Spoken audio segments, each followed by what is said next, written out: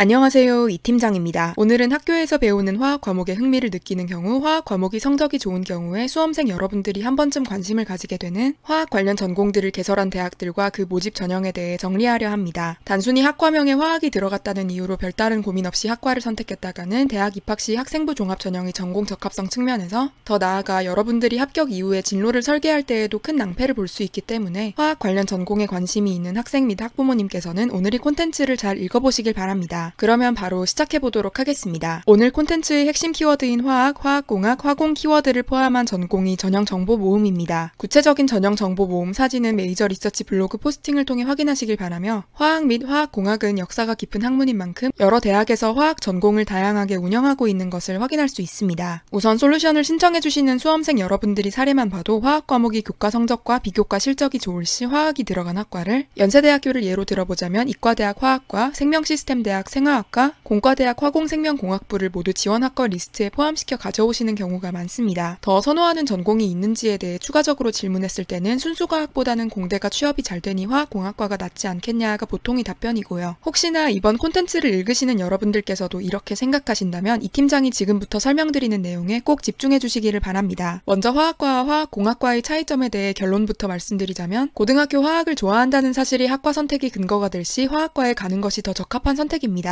위에 첨부한 전공 전형 정보 사진을 보시면 아시겠지만, 화학과는 대부분 자연과학대학이나 이과대학에, 화학공학 계열의 전공들은 공과대학 또는 공학대학에 소속되어 있으므로 화학과가 조금 더 기초학문적으로 화학에 접근하고, 공학이 붙은 과들은 공학적 시선에서 화학에 접근할 것이라고 여러분들께서도 대강 짐작하실 수 있을 것입니다. 물론 이 또한 맞는 설명이며, 보다 구체적으로 접근했을 때 화학과는 물질의 성분과 그 변화를 분자, 원자 단위에서 심도 있게 탐구하여 물질을 효과적으로 쓸 수 있는 곳을 찾거나 새로운 물질을 만들어내는 것이 중심이라면, 화학공학과는 화학과 기계공학을 더한 전공 정체성으로 화학 제품이 효율적인 생산 공정에 대해 고민하는 학문이라 할 수 있습니다. 물질이 화학 반응 그 자체에 집중하기보다는 화학 반응이 어떻게 효율적으로 일어날 수 있을지에 대한 조건을 탐구하기 때문에 수학도 많이 활용되어서 화학공학과는 화학이 탈을 쓴 물리학과, 수학과라는 말도 있기도 합니다. 방금 이 팀장이 말씀드린 화학과와 화학공학과의 전공 정체성과는 별개로, 여러분들이 성적과 비교과 상황에 따라 석조장님께서 이공계열 학생들이 전공을 선택할 방법을 추천하신 적 있으니 이를 함께 읽어보신다면 더욱 도움이 될 것입니다. 그렇다면 화학과와 화학공학과의 차이는 인지했는데, 서울대학교의 응용생명화학부나 경희대학교의 응용화학과처럼 화학에 응용이 붙은 것은 무엇인지 궁금하실 수도 있습니다. 응용화학과는 순수화학과 비교하여 화학이 실생활에 활용되는 측면을 더 많이 연구하는 학과로, 좀 더 현실적으로 말하면 대학에서 학생들이 취업을 위해 실용성을 강화하여 신설하거나 기존의 화학과를 변경한 학과라고 보시면 됩니다. 2020학년도에 서울시립대학교에서 신설한 융합응용화학과가 서울시립대학교의 빅데이터 분야와 접목한 데이터 기반 화학, 생명과학과 융합한 바이오화학, 신소재나 환경공학에 접목할 수 있는 첨단화학이라는 세 가지 심화전공 프로그램을 운영하고 있는 것처럼 말입니다. 꼭 응용이라는 단어가 들어가야 학과에서 응용화학이 성격을 띠는 것은 아닙니다. 예를 들어 전남대학교 농업생명과학대학이 농생명화학과에서는 농업식품 환경과 관련의 화학을 활용하려 하며, 성신여자대학교 자연과학대학 화학에너지융합학부에서는 기존의 화학과에 대응되는 화학 전공과 스마트 에너지 전공으로 나누어 학생들이 특화 분야를 선택할 수 있도록 합니다. 제주대학교 자연과학대학 화학코스메틱스학과는 이름에서도 알 수 있듯 많은 화학공학과 지망 학생들이 생각해보는 진로인 화장품 연구원을 위해 화장품 화학 및 기능성 화장품 등을 연구하고요. 응용화학뿐 아니라 화학공학과에서도 생명, 바이오, 에너지 등 다양한 학문과의 결합이 이루어지고 있는데, 그중 대표적인 것이 생명과학과의 결합입니다. 그러나 화공생명공학과, 화공생명공학부들이 연역을 살펴보시면 생명과학 쪽이 아닌 화학공학과에서 시작한 경우가 많고, 실제 커리큘럼도 화학이 메인이 되곤 합니다. 여기에 대해서는 석소장님께서 생명과학 바이오 전공 분석 콘텐츠에서 서울대학교, 연세대학교, 고려대학교 화공생명공학과의 연역과 학과의 배경에 대해 설명하신 바 있으니 학생 여러분들께서는 이를 한번 읽어보시길 바라고, 화공생명공학과에서 높은 전공 적합성 점수를 받기 위해서는 생명과학 성적도 좋지만 기본적으로 수학, 화학, 물리 과목이 성적이 뒷받침되어야 한다는 점을 기억해 주시기 바랍니다. 마지막으로 사범대학의 경우 오늘 말씀드리는 메인 주제인 화학 및 화학공학과는 다소 다르다고도 할 수 있지만, 화학에 대한 관심을 화학교육과로 연결시키는 학생들이 있을 수 있기에 이 또한 화학 키워드에 정리해 두었습니다. 화학교육과를 설치한 대학은 전국에서 13개교에 불과하며, 국립대학교에는 강원대학교, 경북대학교, 경상국립대학교, 공주대학교, 부산대학교, 서울대학교, 순천대학교, 전남대학교, 전북대학교, 충북대학교, 한국교원대학교가 있고, 사립대학교 중에서는 대구대학교, 조선대학교가 유일합니다. 특별히 충남대학교에는 화학공학 교육과가 있는데, 이는 화학교육과와는 다르게 전문계 고등학교에서 화학공학 섭렵 섬유공학 분야를 지도하는 중등교원 양성을 목적으로 하는 전공입니다. 충남대학교에는 화학공학교육과 외에도 기술교육과 건설공학교육과 기계재료공학교육과 전기전자통신공학교육과와 같이 독특한 사범대학 전공이 존재하기에 공학 계열에 전반적으로 관심이 있거나 사범대학 진학을 꿈꾸는 학생들은 이러한 길이 있다는 정보도 알아두시면 좋겠습니다. 그리고 화학 관련 학과에 진학하기를 원하는 학생들을 위해 이 팀장이 이야기를 해보겠습니다. 화학과 화학공학과의 입시는 크게 약학대학이 6년제 전환 이전과 이후로 나뉜다고 할 수 있습니다. 기존이 2+4년제 체제, 즉 일반적인 학부에서 2년을 보내고 이후 약학대학 입문 자격시험인 피트에 합격하여 약학대학으로 편입하기를 성공한 후 4년을 공부하던 시스템 아래에서는 약학대학에 진학하기 위해 기본적으로 일반적인 학부에서 2학년 이상 과정을 수료하고 각 학교별로 요구하는 수학, 화학, 생명과학 등의 선수 과목을 이수해야 했습니다. 일반적인 전공들 중에서도 화학 관련 전공과 생명과학 관련 전공의 경우에는 약학대학 측에서 요구하는 수학, 화학, 생물, 물리 등의 기초과학 관련 선수 과목들을 이수하기가 비교적 수월했고 편입이라는 시스템의 특성상 전적 대학교의 학벌도 중요하기 때문에 특히 상위권 대학의 화학 관련 전공 재학생들은 입학 때부터 약대를 목표로 한 경우가 많았습니다. 초반에는 화학 자체에 더 공부하고 싶었던 학생이라도 취업 고민과 정문직에 대한 열망 등으로 인해 피트를 한 번쯤은 준비해보는 것이 현실이었고요. 그런데 대학의 입장에서는 열심히 자원을 들여 선발하고 대학에서 절반 정도 키워놓은 인재가 약학대학으로 이탈하는 현상을 절대 선호할 수 없었고 이런 대학 측이 우려가 현실화되듯 실제로도 자연과학대학이 상위권 학생들이 의학전문대학원 폐지 이후 약학대학으로 더 빠르게 빠져나가 자연과학 연구에 종사할 인재가 줄어든다는 문제가 제기되기도 했습니다. 이러한 상황 속에서 대학 측이 집중한 방법은 생활기록부나 자기소개서에 신약 제약 분야 내용이 있는 경우 약대를 위해 중간에 거치는 수단으로 화학 관련 학과를 이용하려 하는 학생인지 약학대학에 대한 관심보다는 화학과 화학공학에 진심을 가지고 있는 학생인지 판단하기 위해 면접에서 약학, 화학, 화학공학 관련 지식을 상당히 심도 있게 물어보는 것이었습니다. 신약과 제약 분야에 관심이 많은 학생이라 하더라도 약학 그 자체에만 한정적으로 풍부한 지식을 갖고 있고 정작 화학, 화학공학의 원리와 공정 자체에 대한 지식이 부족하다면 약대를 위해 중간에 거치는 수단으로 화학 관련 학과를 이용하려 하는 학생으로 판별되는 것이고 마찬가지로 신약과 제약 분야에 관심을 갖고 있더라도 학부에서 배우는 과정이 신약과 제약 분야에 어떤 식으로 활용되는지 정보를 분명하게 숙지하고 있을 뿐더러 기초적인 화학적 원리나 화학공학의 공정에 대해서도 앞선 지식 못지않게 확실한 깊이감을 보인다면 약학대학에 대한 관심보다는 화학과 화학공학에 진심을 가지고 있는 학생으로 판별되는 형식이었습니다. 그런데 2022학년도를 기준으로는 약학대학이 6년제로 전환되고 고3 학생들에게 약학대학이 문이 열리게 되면서 화학 관련 전공에 지원하는 학생들은 크게 아래와 같이 세 가지 유형으로 나뉘게 되었습니다. 첫 번째는 서울대 약대와 같은 최상위권 약학대학에 지원하기는 버거워서 최상위권 대학교는 비교과를 바탕으로 화학 관련 일반 전공에 지원하고 기타 대학은 약학대학에 지원한 케이스이며 두 번째는 성적과 비교과 자체는 약대에 지원할 수 있을 정도로 우수하지만 약대에 큰 관심은 없고 진짜 화학공학과에서 배우는 커리큘럼이나 공정 자체에 관심을 느껴 약학대학에는 지원하지 않고 화학 관련 전공에만 지원한 케이스이며 세 번째는 신약 제약에 관심이 있고 약학대학을 원하지만 성적과 비교과 등의 현실적인 이유로 약대 지원이 불가능해서 불가항력적으로 화학 관련 전공에만 지원할 수밖에 없는 케이스입니다. 화학 관련 전공에 지원할 학생이라면 본인이 어떤 케이스에 속할지 면밀히 고민한 후 각 경우에 맞는 컨셉을 잡으셔야 합니다. 이전에는 약학대학 진학을 위해서 전략적으로 화학과 화학공학과에 진학하는 학생들을 학생부 종합 전형에서라도 뽑지 않으려 했다면 지금은 합격 가능성을 떠나 약학대학 지원 자체는 가능해진 만큼 이 학생이 약학대학 지원이 부담스러워서 우리 학과에 지원한 것인지를 판단하는 것이 메인이 된다고 생각하시면 됩니다. 특히 이런 부분은 앞서 말한 1번 학생들이 많은 최상위권 입시 환경에서 두드러진다고 할 수 있는데 열심히 최초 합격자로 뽑아놨더니 다른 대학이 약학대학으로 빠져버릴 가능성이 크기 때문입니다.